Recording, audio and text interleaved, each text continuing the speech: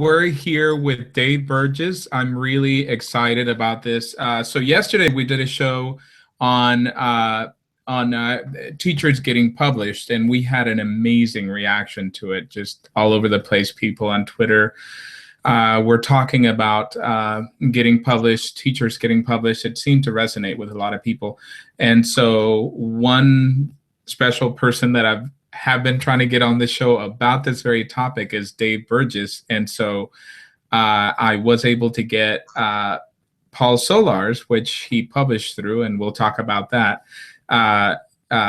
So here's Paul Solar's book, Learn Like a Pirate. Excuse me one second.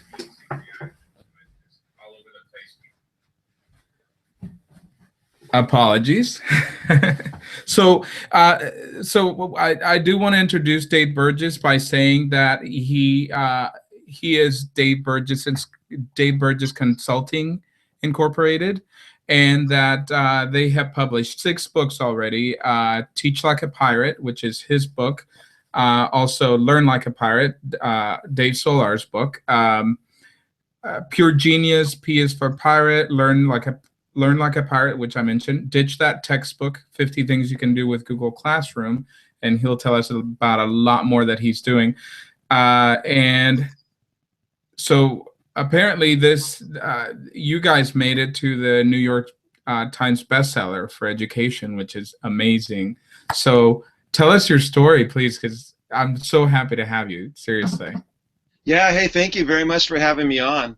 And so, this started for me. I was doing professional development workshops and seminars that were titled Teach Like a Pirate, and I had been traveling for years and years and years, probably 6 years doing those workshops. And then a publishing company came to me and said, hey, what about a book based on these workshops? And a book is something that I had been considering for a long time, but just hadn't really sat down and made it happen. And so I sat down to talk with a couple of publishing companies, and I was shocked to find out what a traditional publishing contract looks like. I was shocked to find out how little authors actually make in those contracts.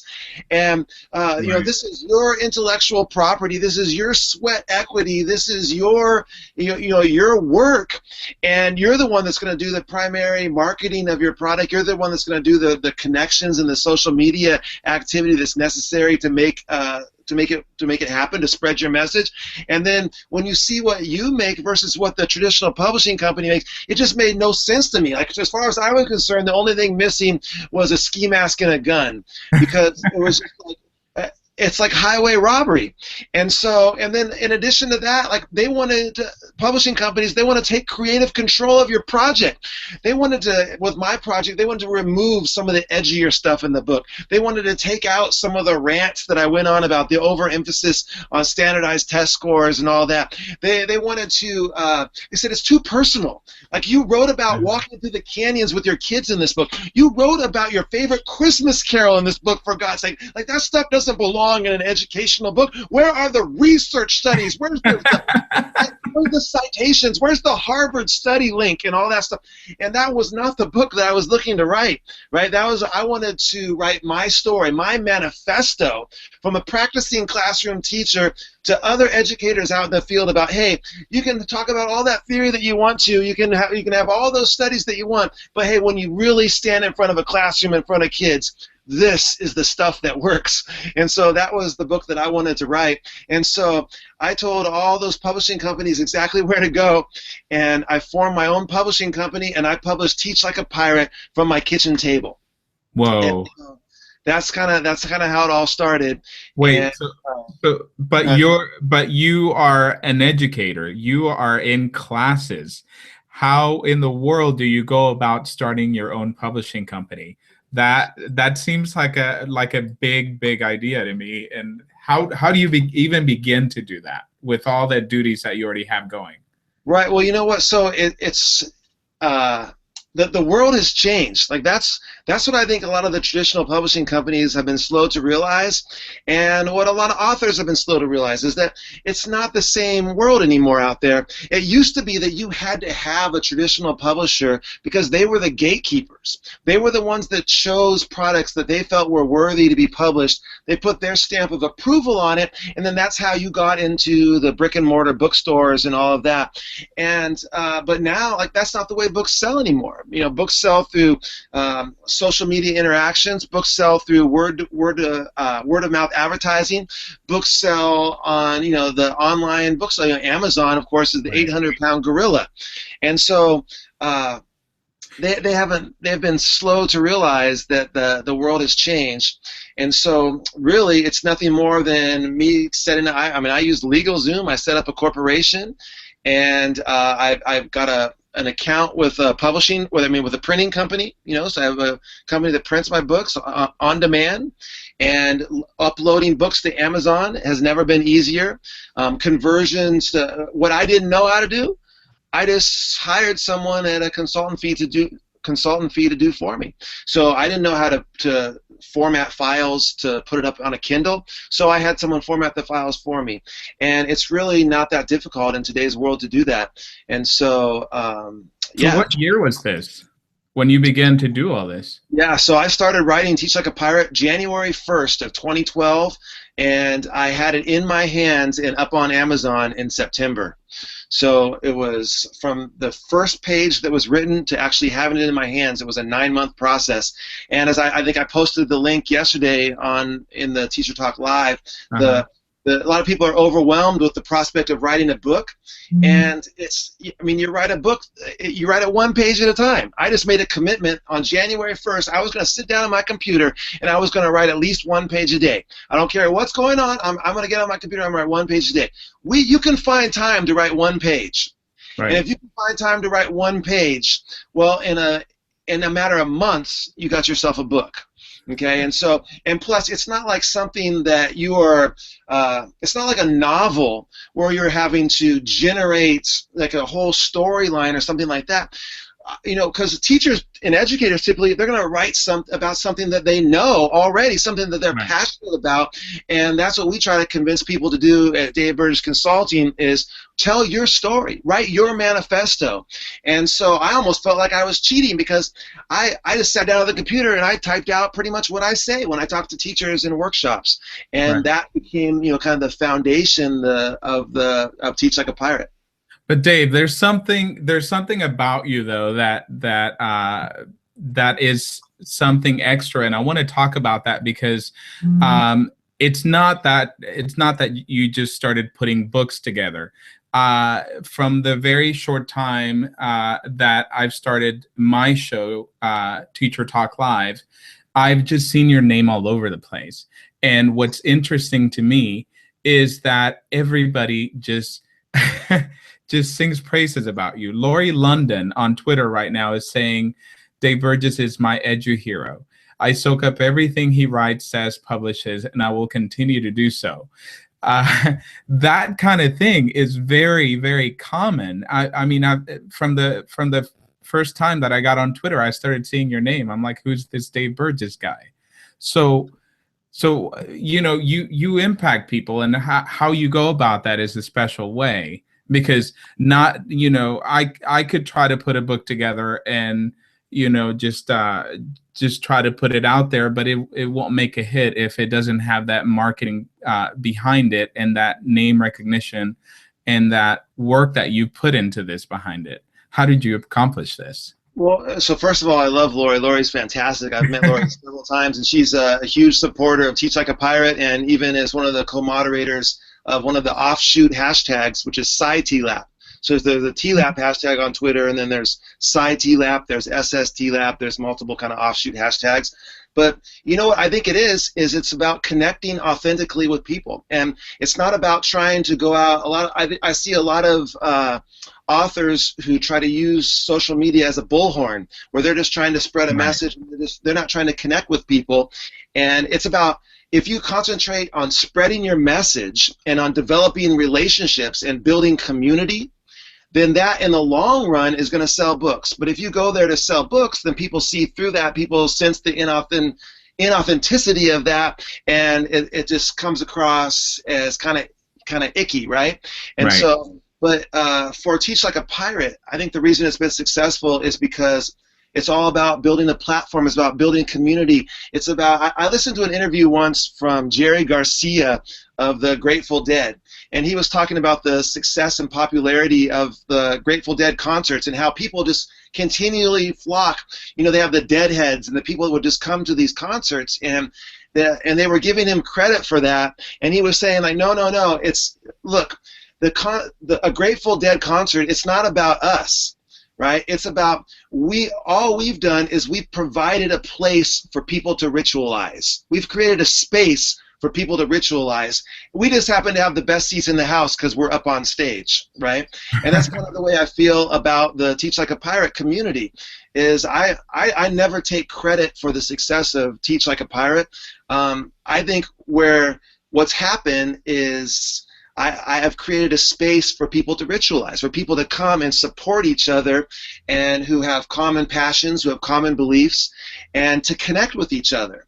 And so it's all about community building, it's all about relationship building, it's all about connections, and it's all about having a very passionate, I have an evangelical zeal for spreading my message. Okay, like you can't talk to me if you talk to me face-to-face in person.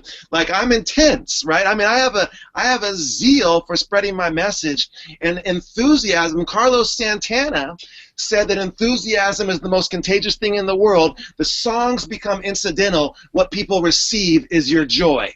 And that's the way to look at this too, is that the lessons as a teacher become incidental, the books, all that, they become incidental. What people receive is your joy and your love for what you're doing. And that enthusiasm is something that spreads and is an energy that builds and kind of radiates outwards from a movement. And it really is authentic. I mean, I see you right now, and you're in your pirate gear. I mean, you absolutely totally done it, and the whole Teach Like a Pirate, Learn Like a Pirate community has grown by leaps and bounds, and it's just this thing where just like you said, people just gravitate towards that energy, and it's really amazing and wonderful to see. Sandy Otto is saying that so many educators believe in at least one idea so passionately that they could write a book. It takes courage to do it. And I really do believe that as teachers, as educators, we have so much knowledge behind us, especially, after a few years of it. There's so much stored in us that yes, we could write a book, but the difference is who's going to do it, who can take the courage to actually follow through and make something happen. There's that huge fear, there's that huge insecurity of exposing yourself and putting your words out there, and what if nobody listens? What if they make fun of me? What if they don't like what I say? Right. Yeah, and you know what? I really do think it's the rare teacher, the rare educator that does not have a book inside of them. And what I think part of the problem is, and I see this all the time, is I'm constantly surprised that people don't realize how special what they do is. And so, I'll talk to a teacher, and I have some friends like this where I'll say, like, man, you have to start talking. You have to start sharing this stuff you're doing in your classroom. You should be writing about this. You should put together a workshop on this stuff. Like, this is amazing. And their feeling is, well, doesn't everybody do this stuff? Like, isn't? And I always say, like, no, not everybody is doing that stuff. Like, you are killing it in your classroom. Like, you need to share. You have the. It's a moral imperative, right? That it's not something that people feel that, like, sharing what they do maybe is somehow egotistical or selfish, right? Like, if I share what I'm doing, it's like I'm saying, hey, you all need to learn from me. I've got some stuff that could help you. That's not the case at all. It's like you have a moral imperative as an educator that if you're doing something that is powerful for kids, if you're doing something that's creating life-changing experiences for your students, you owe it Right. to the world to share that message. You owe it to other educators to help them and share what you have. It's not egotistical. It's not And selfish. It's helping. It's helping. Don I Wettrick think wrote a you line like that. Don Wettrick wrote Pure Genius, and he said that too. And he said that, like, sharing isn't something that's egotistical. It's helping. right. And I think that's right on, spot on, the whole ego thing. It's very spot on because I've only been 1 year out of the classroom, and I remember that at certain points I'll admit that there were certain points that I would be doing something with my classroom that was a little bit off or a little bit different from the rest of the classrooms, and it I did see that people saw me kind of differently, and it kind of made me cower back a little bit because I'm like, these people are not going to like it that I'm being different, that my kids are doing something different. Why am I not, drawing inside the lines, as you Right. will, and I think a lot of teachers feel that. I think, even though you have, Dave, you have a big following and you have all these people that you've inspired to change their classrooms, I happen to believe that the majority of classrooms of teachers have these major talents that they're just not exposing anybody to because they're fearful of that. They're fearful of exactly that, of being different, of being singled out because they're different. Right. You know? Well, and now you see, this is something that, and those differences are to be celebrated, right? And Right. so that's what I always, I have something in the book that talks about the difference between collaboration, C-O-L-L, collaboration, and killaboration, K-I-L-L, killaboration. And a lot of people have come into this, they're working in a system where collaboration has become killaboration, where it's about when the teams and things like that, they're about making everybody the same, and it's about conformity, when true Right. collaboration is about making everybody better. It's about improving education. It's not about standardizing it, right? And so Exactly. what is unique about you, your particular strengths and talents, and your voice that you add to your classroom is what makes you most powerful and effective with kids. And that's something that you can share with other people, and then they can take it. They don't have to take it all, right? I never expect anyone to take my entire philosophy and everything I do in my classroom and make it entirely theirs, right? Right. It's you take the best of it, and then you add your unique spin to it, and you take a little bit of over here, a little over here. That's where all these other books came from, in large part, is that I knew that I hadn't told a full story with Teach Like a Pirate. I had told my story in Teach Like a Pirate, but I knew there were a lot of educators out there who could add to the story and were doing equally powerful stuff in their classroom, and I wanted to take what I learned through publishing and marketing Teach Like a Pirate and then help them spread their message. That's like what Paul was on talking with you yesterday. And Uh-huh. Paul was the guy, I knew that I had not fully addressed how to create a student-led classroom and how to really build student leadership and collaboration into a classroom in my book. And so I contacted Paul. I said, hey, what you do is amazing in your classroom. You need to share this. Swing open the doors of your classroom and show us everything you do. Show us everything that you do to build that culture, and I'll finance the project, I'll edit, I'll do all the behind-the-scenes work and help you develop it, and you write it, and we'll publish it, and we'll get your word out there. And that's exactly what's happening. His book is amazing, and is a great complimentary addition to Teach Like a Pirate. I have people contacting me and say, hey, did Paul steal your stuff? Like, I saw this book called Learn Like a No, no, no, no. I asked Paul to write that book because it's amazing. Same thing with Ditch That Textbook by Matt Miller. I didn't Oh, feel like I wow. had addressed tech integration fully in my book, Teach Like a Pirate, and Matt Miller is an expert at tech integration using digital tools to engage kids. And so I said, hey, Matt, here you go. Like, take your brand, your message, and I'll publish it. I'll help you market it. And that's also some of the behind-the-scenes stuff that you get with the Dave Burgess Consulting book, is that not only do we help you develop it and publish it and do all that, but then you also get access to our ideas of guerrilla marketing and our ideas of social media marketing and all the different things Right. that we've done to teach like a pirate in the public's eye. It started with Don Wettrick. Don Wettrick. Oh, he published through you as well. Don Wettrick published Pure Genius through us. He was the Oh, first book wow. That's after Teach awesome. Like a Pirate.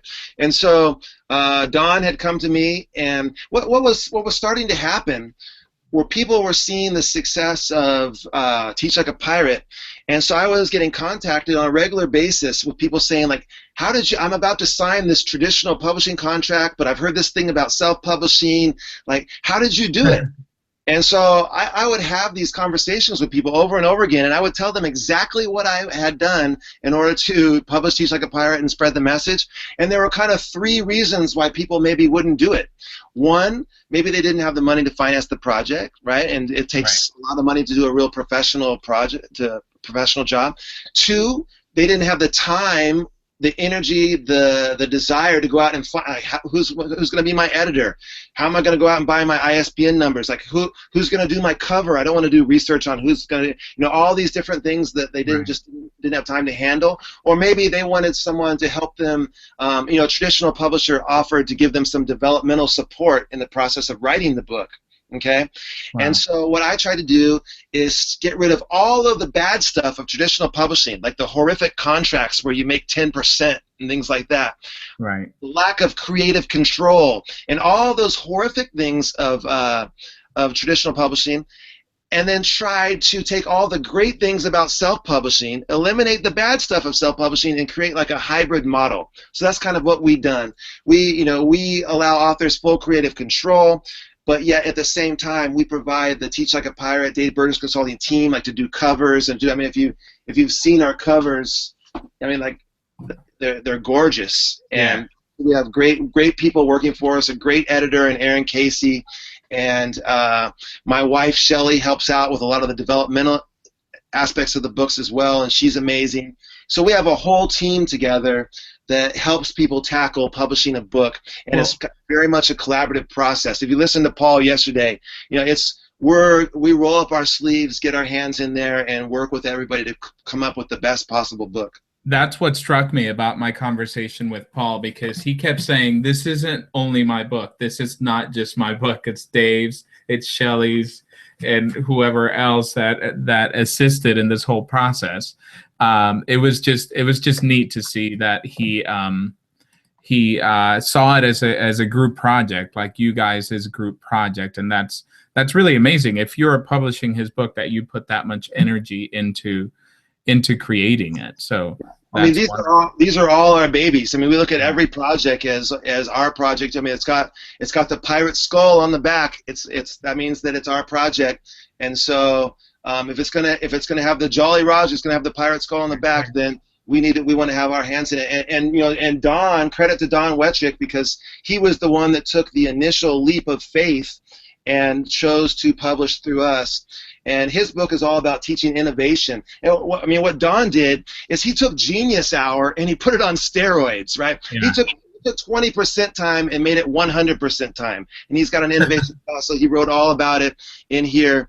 And so, I credit Don for having trust in me, trust in Shelley to do this. And then now, the books we have, probably at least 5 more books coming out this year, and we're super excited. And Dave, big credits to you, because I did have a conversation with Don about what he's doing as well, and big credit to you, because what you guys are doing is actually putting these new ideas out there, and they are new to a lot of people. And one question I asked him, which I'm going to ask you as well, is this is really innovative stuff that a lot of teachers have been doing, but no one's known about. Maybe a small segment of teachers, but you guys are putting it in the limelight. You're putting it out there, and one thing that it makes me think about is how it's affecting education overall, as far as school districts, because I'm a believer. Being a teacher, I know that. Excuse me, I'm getting some feedback. Okay, so do you hear me well? Yeah, I can hear you. Okay, so This type of thing is affecting school districts, which is huge. You can affect a teacher and tell him to teach like a pirate, but if the school has complete control over that teacher, the teacher can't do much about it. I mean, what do you see? Yeah, so I mean, I think I very much look at creating change in a school system like building a snowball. And so to me, like if you wanted to build a giant snowball and you walked out into the snow and you tried to grab it all up in your hands like this, it would all crumble away from you and you would end up with nothing. The way that you build a snowball is you take a little bit in your hands, you pack it tight, you add a little more, and then pretty soon it gets big enough where you can set it down and you start to roll it and the snow starts to stick. And if you're near a hill, you can roll it downhill and it'll start to build momentum and grow. That's the way you create change in a school system. That's the way you create change in educational systems in general, is you can't announce change from the podium. Right? You're not a principal and you come up and you say, we will now teach like pirates. You can get your eye patch at the door, right? Or something like that. That's not the way that you create change. The way you create change is you start with a small group of people that have bought in, who are enthusiastic, who are inspired by your message, and then you build from that group. You add a little more, and then the enthusiasm and the energy that radiates forth from that group attracts other people, and they say, hey, I want to be, what is that stuff that you're a part of there? I want to be a part of that too. There's good energy over there. And then they want to be a part of that too. And that's the same way Teach Like a Pirate is spread, is that people say, well, it's easy for you because you have this huge platform of people. Well, it didn't start with a huge platform of people, right? It started with just me in my classroom and writing. I wrote Teach Like a Pirate on a little desk in my son's bedroom at a period of time where he was having some trouble falling asleep without anybody in the room. And so I would tuck my son into bed, I would pop open my laptop on this little desk in this little chair sitting in my son's bedroom, and I typed out Teach Like a Pirate before I would go to bed at night and wake up the next morning to go teach. And so starting from that point, this movement has been created, but only by connecting the people and adding a few people at a time, and then having such a, hopefully, a positive energy about it that it has attracted other people in and has grown and grown and grown.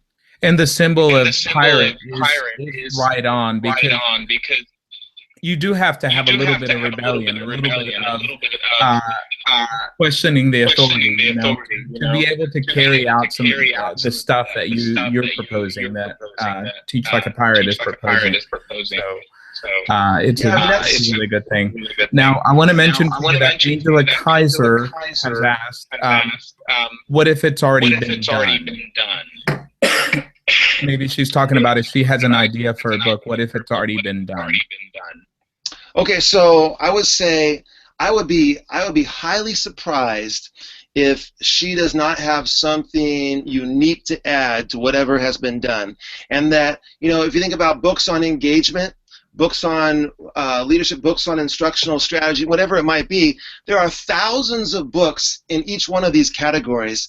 And so just because a topic has been addressed before doesn't mean it's going to be addressed the same way that you're going to address it, or it doesn't mean it's going to be addressed as well. And so how can you differentiate yourself from other products that are in your space? And so that differentiation, that branding, if you will, of what you do is powerful, and that's how you separate yourself. And so just to give you an example of Teach Like a Pirate, for sure, not everything that I wrote about in Teach Like a Pirate is unique. I talk about dressing up for classes and adding kinesthetic activities into classes and adding art and music. Well, people have talked about that stuff for years and years and years, right?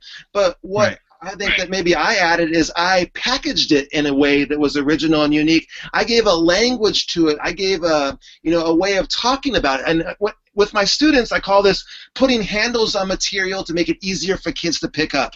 I want to put handles on material to make it easier for kids to pick up, and that's what I wanted to do with Teach Like a Pirate too, is put handles on it to make it easier for people to pick up, to take with them, and that's how something can spread. When you create something that has so maybe not all of her content is going to be original, but maybe there's some way that she can package it so that it's more easily accessible for people to understand and to implement. ultimately we're after implementation. Lots of people have written about this stuff, but nobody's done anything, right? Maybe what she writes will actually get people to act and will actually get people to implement her ideas. Wow. Beautifully put, putting handles on something. That is really nice. So do you only publish nonfiction? Or have you strayed into fiction as well?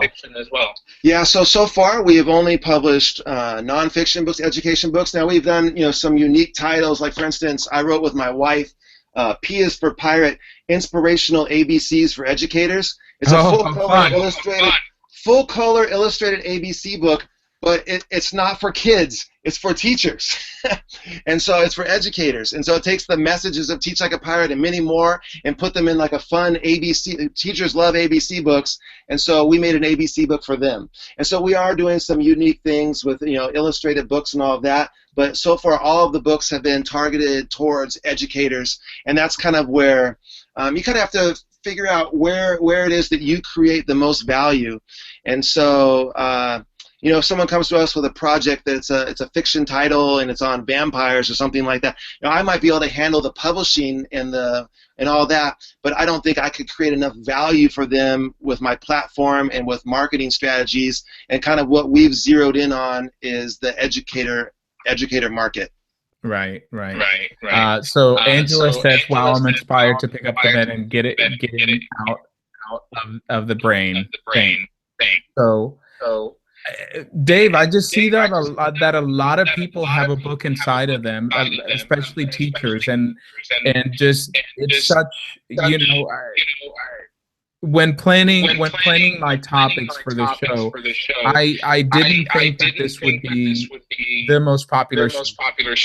I mean, I had feedback from people that just like, why did it only last an hour? And why can't we have more? That kind of thing. And I'm like, I just didn't think that it would be this necessary, but it is. It's like people need to be told, get out a pen and write. And you know what? I was talking yesterday about, by the way, my favorite author is Kate DiCamillo, who's written Because of the and many others. And so these were books that I was reading to my students that I only work with second language learners. So to get them to read English was a challenge to begin with. And so when I would open her books and start reading these chapters, they were just captivated, and they were looking forward to the next day when I would read another chapter and that kind of thing. And so it just woke up something in me. How can I do that to a child? How do I do that to a child to actually open their eyes so big that they just look forward to seeing the next page? And I think there's many teachers like that, especially I'm thinking since I'm an elementary background, I'm thinking elementary teachers, the ones who read aloud a lot, they see that passion awake in the children, and so I know a lot of them think that way and think, what if I could do that for a child? Tell me what are some of the things you could say to that person? Well, first of all, see, even in today's world, a book is one of the most powerful things that exists. And so, a lot of people talk, well, the importance of books is diminished by all these other avenues that we have to spread our message. But even in today's world, your words, I was traveling around and talking to districts, to conferences and all for years and years and years, but it wasn't until my book came out that I was really able to spread my message as far as I wanted to spread it. So the words are powerful. When I Skype with class, like I might Skype with classes, Sandy Otto, for example, who wrote a comment in the into the Twitter chat earlier. I just had dinner with her the other night, in fact, at a conference, and I've Skyped with her students before. And one of the things that I tell students is, no matter where you live in the world, if you learn to write, you can change the world. your words can travel through any geographic barrier that exists. And, like Teach Like a Pirate right now is translated into 4 different languages. There are people reading it in Chinese, in Russian, in Korean, and all these different places. Because if you learn how to write, the words are still the most powerful thing in the world. And so, and I would also tell them that don't worry about how it's all going to come together in the end. Just start grabbing thoughts and putting thoughts down, and be relentless about documenting your ideas. I call it kind of creating buckets. Like you create little buckets of ideas, like, well, here's some stuff, classroom instructional stuff. Here's some stuff I want to talk about, passion. Here's some creativity stuff. And just have a collection system. Go into collection mode first, collecting as much as you can.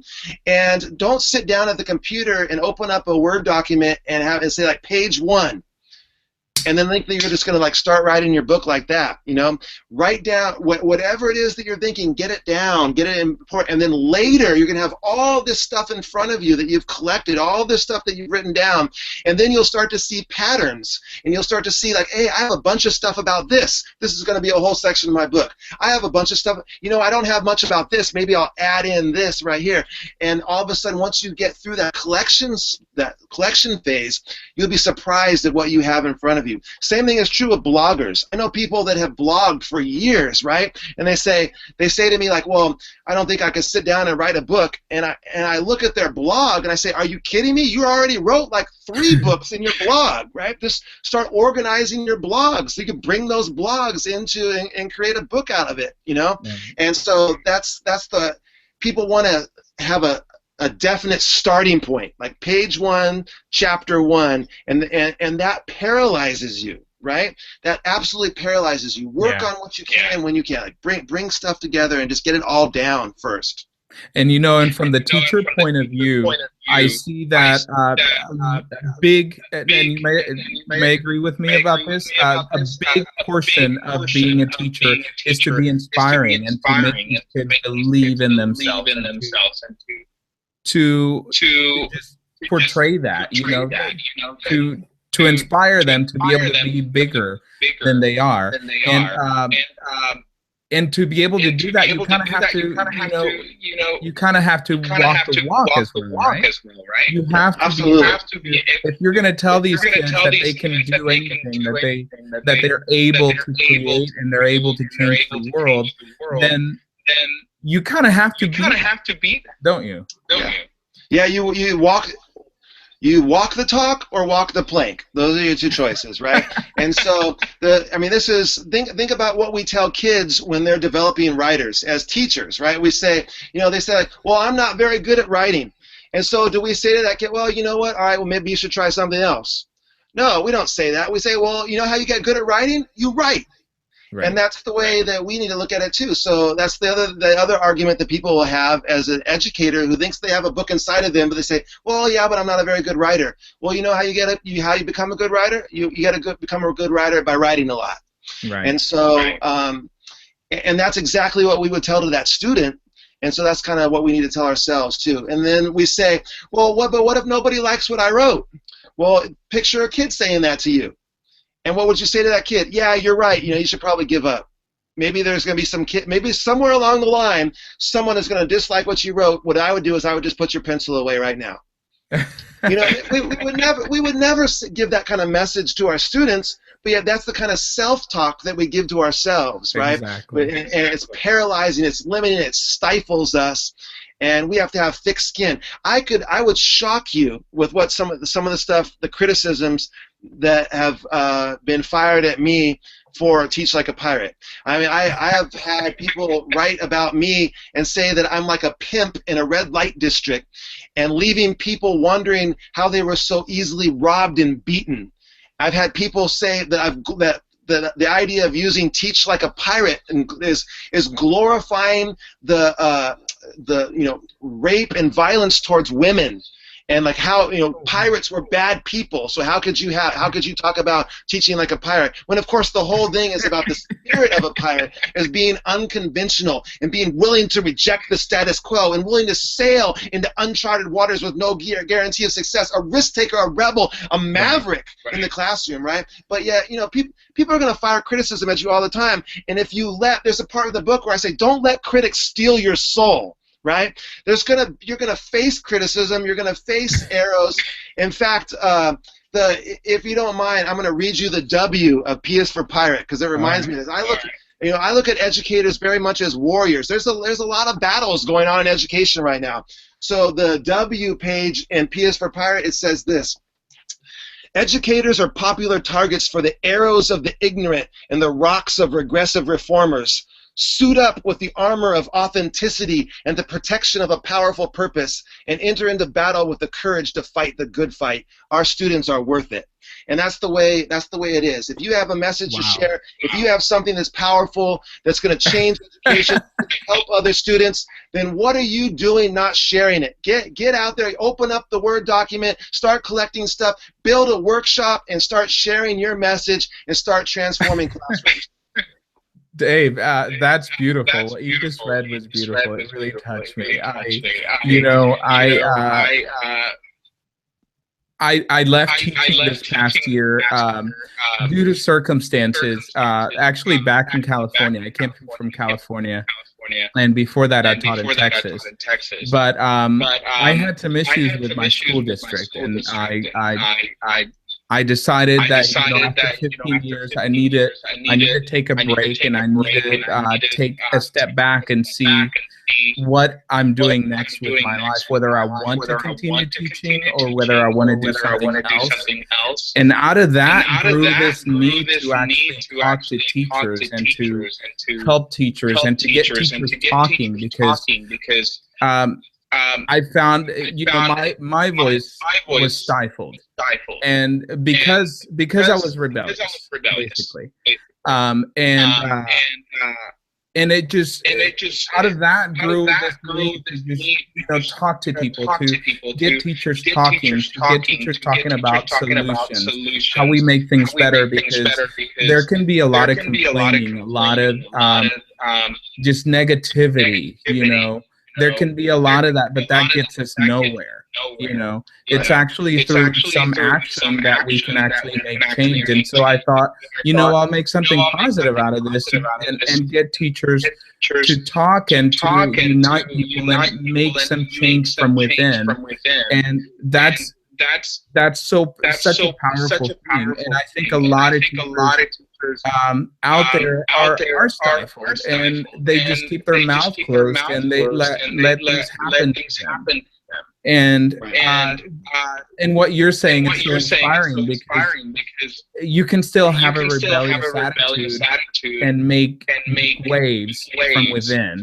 And that's something I really admire about what you guys are doing with the whole pirate movement. Yeah, absolutely. You know what? It's think about what you've done is you found a new way to make a difference. And so now the conversations that you're starting, the platform that you've created here, like now, who is going to listen to your show yesterday, this show today? Who's going to listen to that now and maybe put a book out that they weren't going to put a book out before? And how many people is that book going to reach? How many classrooms is that going to affect? And so you've taken your message, your platform, and now it has a geometric progression, right? So you have a powerful impact, and it spreads and spreads and further. So you've found a way to take your love and your passion for education, what you do, and to find a way to amplify that and to affect more people. And so that's a powerful thing. Yeah, thank you. And that's exactly what I want to do for teachers. Those that are afraid of Teach Like a Pirate, to not be afraid of it, to actually look into it and do it. And that's how you make a difference, by actually drawing outside the lines and just doing something different with yourself, instead of just wasting away in just mediocrity, and just allowing whatever system and whatever everybody else is telling you to do, when you know it's not the most effective thing for your students. And I think that's robbing the students of a rich education. Absolutely. You know, one of my favorite authors is Seth Godin. And I've read everything that Seth Godin has written, and one of the most powerful things that I think he said, and it's something that influenced me, is, you know, so a lot of people are wandering through the hallways of our school systems with unbelievable ideas, and they know that education needs to change, and they're waiting for somebody to do it. And one of the powerful things that Seth Godin said was, hey, you know what? Pick yourself. You don't have to be, you know, we're used to like living as if we're on some school playground where you wait to get picked on the team and someone tells you that you can play, right? And that's not the way the world is anymore. With the ability to connect through social media, the ability to, you know, start blogs, write books, self-publish, publish through whatever it might be, pick yourself. No matter where you are in the world, you can impact the entire world because of the technology of today. And so, Dave, how is it that we can get more teachers connected? One thing that we were talking about yesterday is that a lot of the leaders in education are on Twitter. Yet there's this other half of teachers that think they do have a hold of social media by going on Facebook. And so, but a lot of teachers are afraid of Twitter. They think it's something else, or it's a totally different beast. How do we get more teachers connected, and how do we get them to have that courage, even if they're not going to write a book, to get their message across? I mean, just if you go look at Paul Solar's website and how much he puts out there, you know, of himself, just to show everybody else what he does and what can be done. How do we get more people to do that?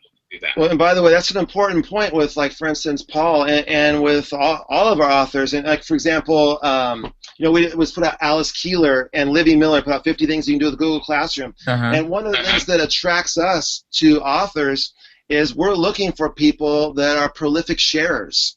You know, people that are connected and people that are constantly sharing, and then we might help them organize that and make it into a book form that can spread further. But publishing companies, and we're no different, you know, publishing companies aren't looking to discover somebody who's sitting in a cabin up in the mountains and doesn't know anybody, but maybe has some good ideas. Publishing companies these days, they want you to come to them with a platform already built, with already the social media connections and a community of people that are supportive, and that, you know, that's what they're looking for. And so, as far as Twitter for me is one of the best places that teachers are connecting and collaborating. And I say this all the time, but, you know, there's a lot of people that are negative about education, people that are kind of the complainers and whiners and punch clockers in education. Well, guess what? Yes. They're not on Twitter. And why would they be? Because Twitter is a place that you go to after work, on Saturdays, during your summer vacation, in order to connect, collaborate, share, and help each other and help move the educational ball further down the field, right? And so the negative teachers aren't on Twitter. The kind of people that you run into there are people who are inspirational, people who are innovative, and people who are just trying to help everybody move forward. And so, again, the same thing is, you know, if you don't feel like you're getting the support in your school, if you don't feel like you're getting support in your district, well, then get to a place where you can find that support and those connections, and Twitter is a wonderful place to do it. I invite anyone listening to follow me. I'm at Burgess Dave, so my name just flipped around to Burgess Dave. And then the hashtag that people often use to talk about these ideas is TLAP, for Teach Like a Pirate. It's a worldwide community of educators who are gathering together to support each other, and so I invite anyone listening to join us in the TLAP, the TLAP hashtag. But for sure, get yourself connected. Yeah. One more question that another question that I had for you from earlier when you talked about some of your books being translated into different languages. How does that work? Do you publish them in a different language? I mean, there's the translation part, but then do you publish it again? Right. So all of our books are published through Dave Burgess Consulting Inc. But then what we'll do for like Teach Like a Pirate, for example, is like a Chinese publishing company will come to us and say, hey, we would like to get to buy the rights to the Chinese, simplified or complex Chinese translation of your book and have the rights to sell that worldwide. Well, and in that case, we will sell translation rights to other publishing companies because the odds that I am going to go to China, have it translated, have it printed, and then market it effectively in China are zero, right? And so that's something that we get help from other companies with. Oh, okay. Yeah. So, and that's something so we negotiate those one at a time. Oh, okay. Very cool. But So, again, you've already talked. I'm sorry to interrupt you, but that's a perfect example, though. The world has changed. Like again, you used to have some big giant publishing company to see your book sold in other countries. It's just not the case anymore, right? That you can go, your words can go everywhere, and even the people will say, well, you know what? If you don't publish your book through a traditional publisher, you'll never see your book on the shelves. That's not true either. Walk into Barnes & Noble and Teach Like a Pirate is sitting on the shelves. And so if you spread your message far enough and you get enough support and enough requests and enough sales, then it doesn't matter who publishes you, you're going to be on the shelf. And the stigma is gone. Right. There used to be like if you self-published your book or you were with an indie publisher or something like that, there must be something wrong with that book. That stigma is completely gone, and our books have demonstrated that time after time. Like right now, we are 40% of if you go to Amazon Kindle in professional development, we're 40% of the top 10 selling books. 60% of the top 5 selling books in professional development. In computers and technology education, we're all 3 of the top slots in sales on Amazon. And all these books are by a small publisher. We run this whole business right out of our house. So you don't need, that backing.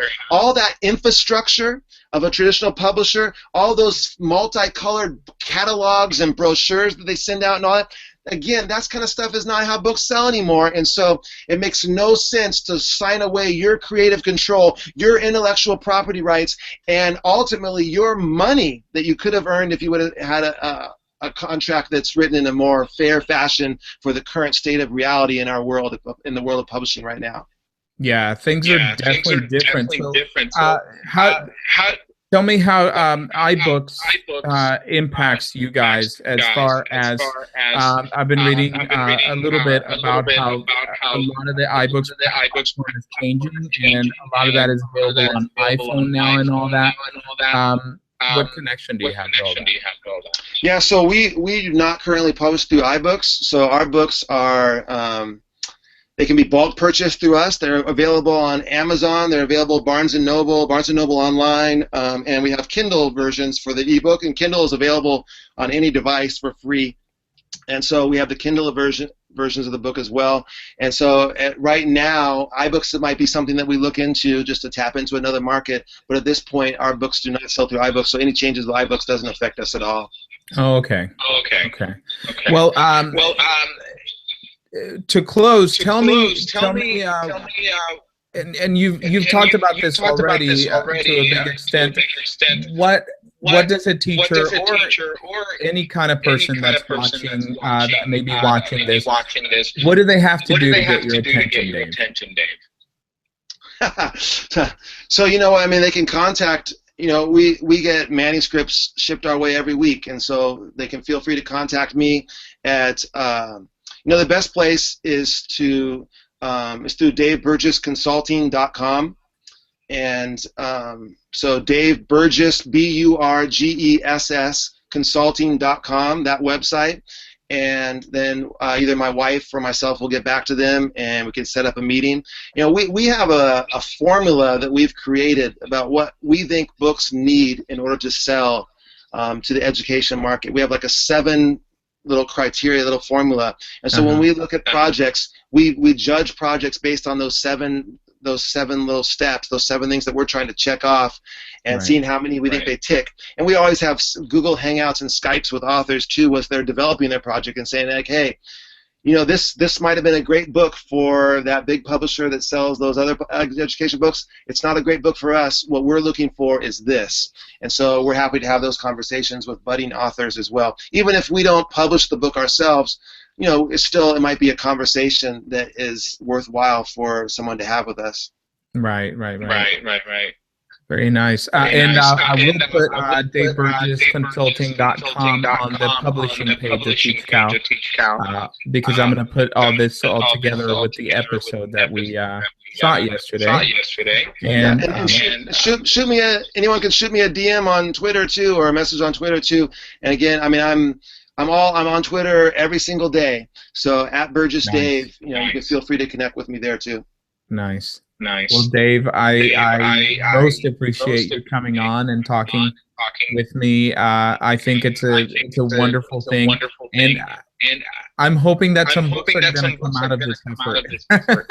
Because just hearing you speak is just really inspiring, and I can definitely see that it's real. It's not something that it's not an act. It's just you're really passionate about education and about change, and it's easy to see that.